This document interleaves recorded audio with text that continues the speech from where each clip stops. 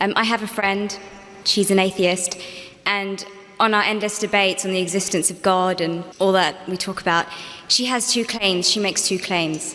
When I pose her with the question of what the Quran says in terms of the existence of the universe and the world and how it states many facts, she turns around and she says, well, that knowledge was not just for the Quran, it actually existed before the Quran. There's scriptures, there is books before the Quran was even written, detailing information about the universe. So it's not just this knowledge that is superior to the Quran. What do I say back to that? Is she lying? Do scriptures exist? I mean, I have ignorance myself, but, is this knowledge, was this available before the Quran was written? And secondly, another claim she makes is that I give the analogy of, you have something in creation, who knows it? The creator will know about everything about it. And I talk about, if there is no God, how can we possibly exist if you keep on going further and further and further and back? There's no end, and if there's no end, how do we exist? But then she says, well, from a religious point of view, you say, well, God is the end. Well, I say as an atheist, who says God is the end? Who created God? That's my question. Thank you. Sister has posed two questions which are again common. The first question is that all the things mentioned in the Quran were already present before. So what's new? It's present in other scriptures and other books, etc.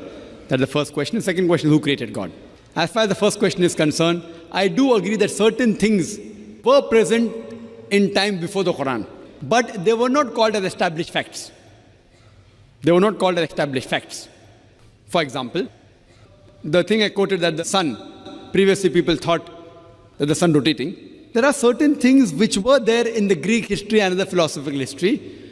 But for example, when the Quran speaks about the spherical shape of the earth, these Greeks, they believed that the earth was spherical, but no one believed in them.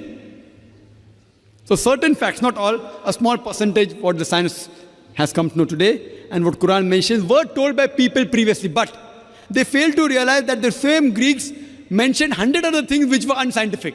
The same Greek even mentioned that the earth was center of the universe, which is totally wrong. So imagine if 100 points are mentioned and Muhammad Sallallahu Alaihi Wasallam picks up one which is correct. That's also not possible.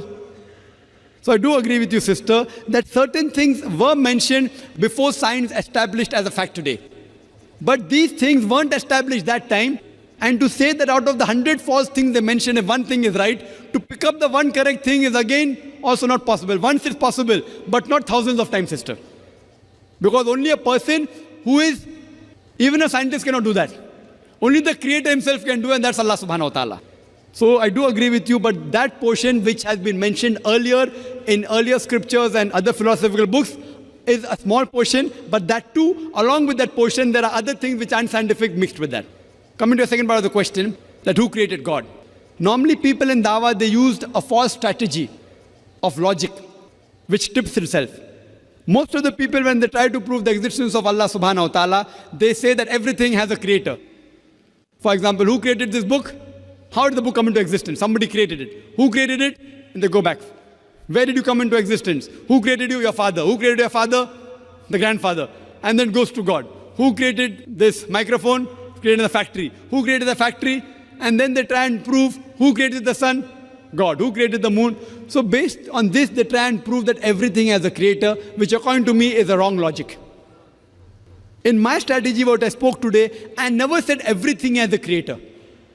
That is the atheist who told me that the first person who will tell about the mechanism of this thing is the creator.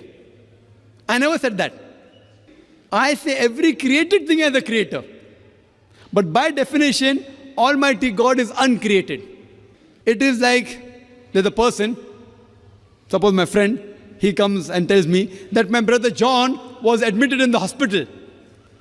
He gave birth to a baby. Was it a girl or a boy? Can you guess, sister? Was it a girl or a boy? Brother John gave birth to a baby. Was it a girl or a boy? Brother John was admitted to the hospital. He gave birth to a baby. Was it a girl or a boy? Can you guess? You can't guess. Can anyone guess? How can a man have a baby? So to ask the question, he gave birth to a baby, was it a girl or a boy, is illogical. So same thing, the definition of Allah is uncreated. The moment you say who created Allah, he ceases to be Allah.